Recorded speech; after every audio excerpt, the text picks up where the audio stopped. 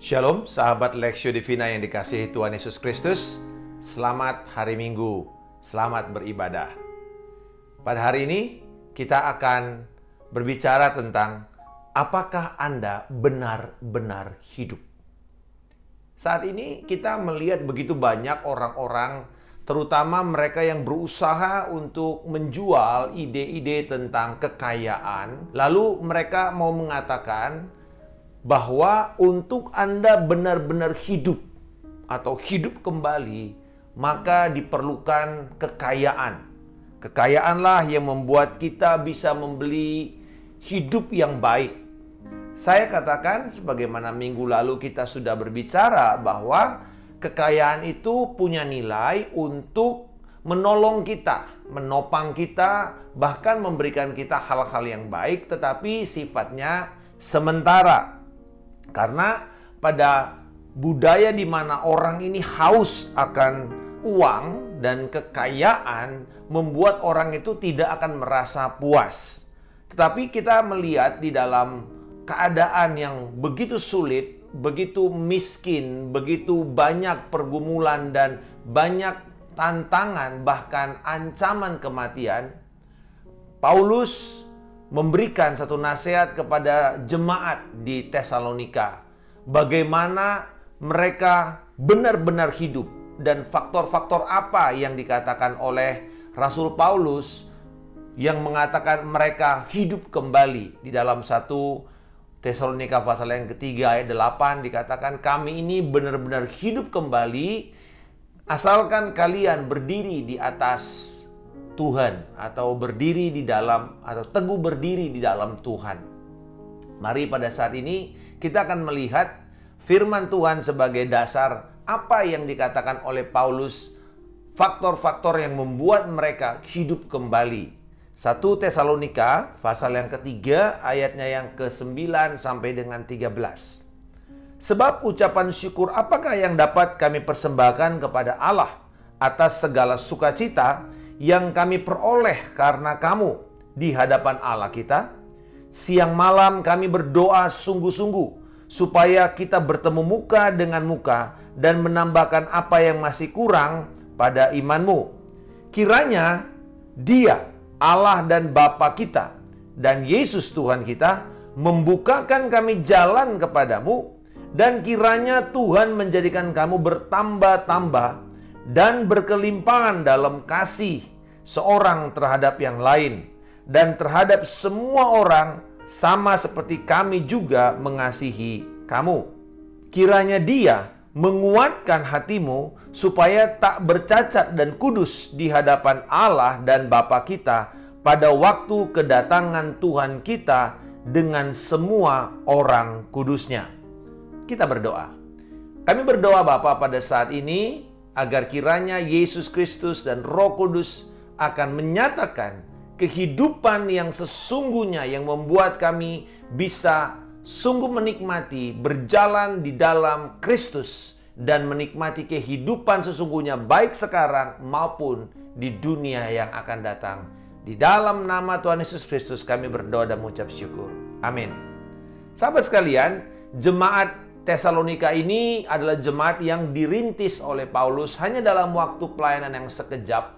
Mungkin 2-3 minggu mereka ada di kota itu. Tetapi dikatakan bahwa iman mereka itu telah bertumbuh. Usaha kasih mereka, pekerjaan iman mereka, ketekunan pengharapan mereka itu telah menjadi teladan dan viral ke seluruh daerah di Akhaya dan Makedonia. Ini satu hal yang luar biasa untuk sebuah jemaat yang kecil tetapi kemudian berdampak. Belum dewasa tetapi berdampak. Dan dikatakan bahwa iman mereka itu telah membuat bahkan Paulus dan para teman-teman yang bersama-sama merintis jemaat ini begitu bersemangat, yaitu Silas dan juga Timotius yang masih muda. Nah, di dalam ayat yang ke-9 sampai 13, apa yang menjadikan atau apa faktor yang membuat Paulus dan tim ini dikatakan mereka hidup kembali, mereka benar-benar hidup. Nah, yang pertama kita bisa melihat bahwa dalam ayat 9, sebab ucapan syukur apakah yang bisa kami persembahkan kepada Allah atas sukacita yang kami peroleh. Paulus memberikan faktor pertama yang membuat mereka hidup kembali adalah pada waktu Paulus merangkul perspektif Allah akan apa yang sesungguhnya disebut sebagai kehidupan, yaitu sukacita di dalam ucapan syukur. Joyful in gratitude. Dia bersyukur kepada Tuhan atas berkat-berkat yang dia terima dalam kehidupannya. Dan berkat itu adalah berkat yang termasuk apa yang dialami oleh orang-orang di Tesalonika. Dia bisa mengatakan, terpujilah Tuhan, pujilah Tuhan hai jiwaku, dan seluruh yang ada dalam hidupku ini, pujilah Dia. Pujilah Tuhan dan janganlah pernah lupakan segala kebaikan-kebaikannya. Saya percaya bahwa inilah ungkapan Rasul Paulus. Dia di tengah-tengah kegelapan, di tengah-tengah kesulitan, tekanan, aniaya, dan bersama-sama jemaat yang saat itu juga mengalami tekanan, dia bisa bersukacita dan bersyukur kepada Tuhan. Ada satu kedalaman akan sukacita sebagai hasil dari memberitakan firman dan melihat orang diubahkan. Dia bisa melihat bagaimana roh Tuhan bergerak di dalam hidup jemaat. Faktor yang kedua, bukan hanya sukacita yang berkelimpahan, tetapi Paulus juga memberikan perspektif ilahi yang disebut sebagai hidup yang sebenarnya, yaitu bagaimana mereka bersungguh-sungguh di dalam doa. Siang malam kami sungguh-sungguh berdoa, bertemu muka, mengharapkan bertemu muka, tapi juga kami berdoa apa yang Tuhan perlu tambahkan kepada iman dari jemaat. Inilah kerinduan dari Paulus dan teman-teman. Siang malam itu mengungkapkan keadaan yang terus-menerus. Tiap-tiap hari, tiap-tiap saat mereka berpikir apa lagi yang perlu ditambahkan kepada jemaat Tuhan.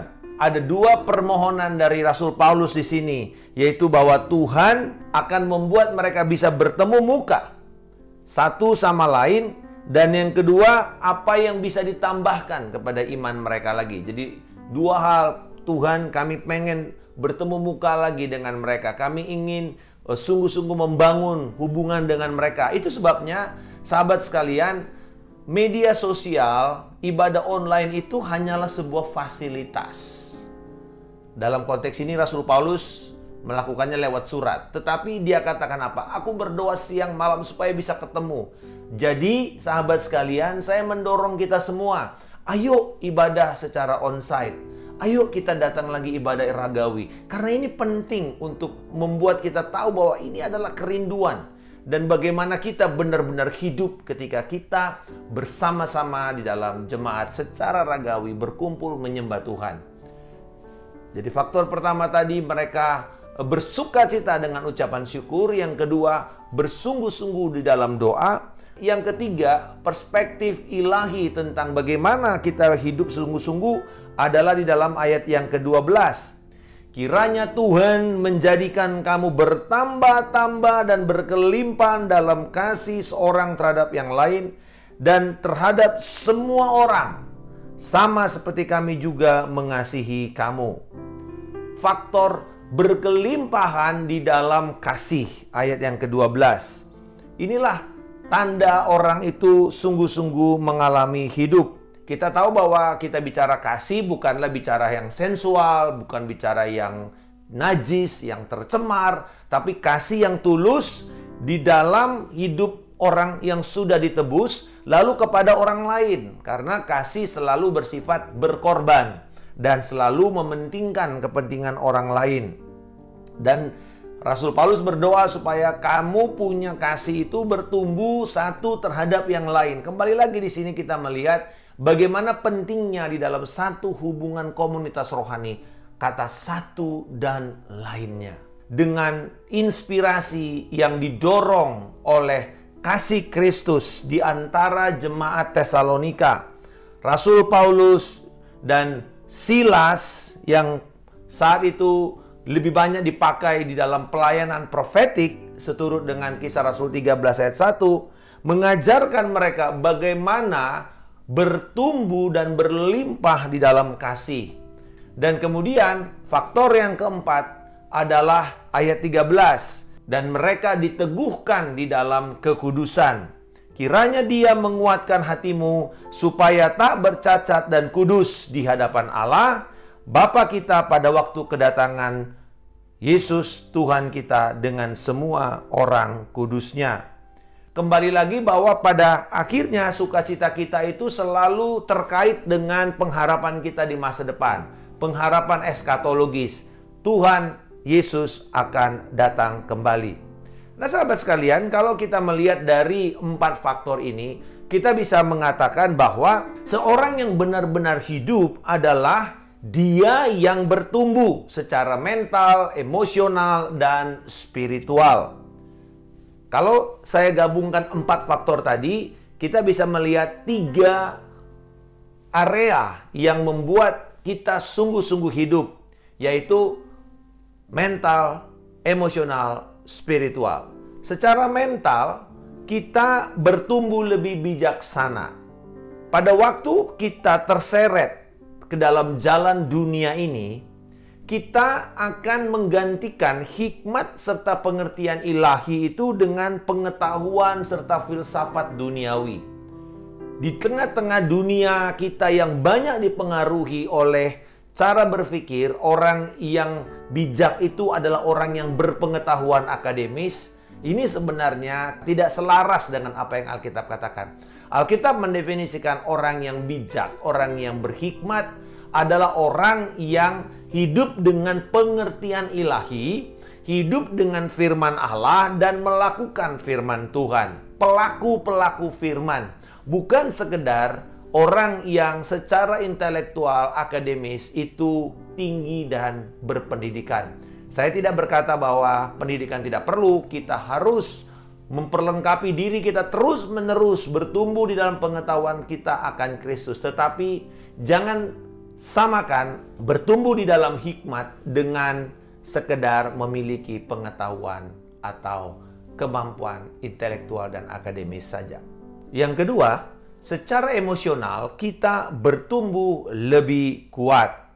Kalau kita bicara mengenai bertumbuh lebih kuat, kita berarti tidak mengizinkan preferensi atau kesukaan-kesukaan kita secara emosional ini menuntun dan memerintah perasaan kita. Seringkali kita saat ini ya, terutama anak-anak Gen Z, itu ketika mereka mengalami tekanan, lalu mereka dibilang istilahnya terkena mental. Lalu mereka mulai merasa bahwa mental mereka ini diserang, mental mereka begitu rapuh, lalu mereka mulai mencari pertolongan psikologis dan seterusnya. Sehingga kemudian kita mengatakan, dulu kita bilang, ini kok dulu biasa aja yang begini-begini, ini kita kayaknya lebih kuat secara emosional. Kok sekarang ini mereka lebih rapuh secara emosional. Istilah baperan, itu bawa perasaan. Ini memperlihatkan orang itu semakin lama semakin diperintah oleh perasaan dan bukan oleh kebenaran yang absolut. Mari kita melihat bahwa perspektif kita dan perilaku kita haruslah dituntun oleh kebenaran firman Allah, bukan semata-mata oleh gelombang perasaan kita. Dan yang ketiga, secara rohani kita bertumbuh lebih murni, lebih kudus. Tadi Rasul Paulus mengatakan dalam ayat 13 bahwa kamu semakin teguh di dalam kekudusan sambil berharap akan kedatangan Yesus Kristus. Hari ini kalau kita hidup dan terus hidup dengan segala tantangan-tantangan yang ada di akhir zaman ini, kita sedang hidup di akhir zaman. Kita akan melihat begitu banyak tanda-tanda akhir zaman.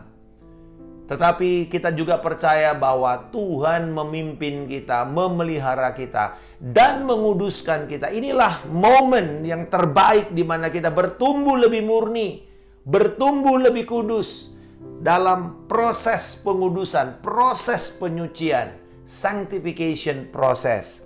Dan pada waktu kita berbicara tentang bertumbuh di dalam kekudusan, kita hidup menyenangkan Tuhan. Segala yang kita punya, segala harta benda yang kita punya, kita melihat bahwa materialisme, semua benda-benda, harta-harta benda temporer ini yang ada di dunia, ini lebih rendah nilainya daripada nilai abadi, daripada hal-hal yang memiliki nilai keabadian, yaitu kerohanian kita. Sebagaimana Yesus berkata, kumpulkanlah hartamu di sorga, di mana ngengat dan karat serta pencuri tidak bisa mengambilnya, ngengat dan karat tidak bisa merusaknya. Sehingga pada waktu kita mengalami tekanan atau keadaan berat, di situ kita selalu akan berpikir, saya mau yang itu, dan yang itu tidak akan pernah hancur. Dan itu yang Rasul Paulus alami pada waktu dia mengalami di Korintus. Dia tulis kepada jemaat di Korintus bahwa harta yang kami punya sekarang ini di dalam bejana tanah liat, itu diri mereka sendiri yang gampang pecah. Tetapi dikatakan kami memfokuskan kepada yang tidak kelihatan, yaitu hal yang kekal, bukan hal yang sementara. Mari kita garis bawahi 3 hal ini.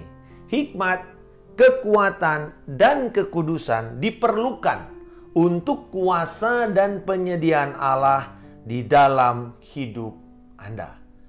Bagaimana kita bertumbuh di dalam hikmat, emosi, dan rohani, kita bertumbuh di dalam hikmat, kekuatan, serta kekudusan.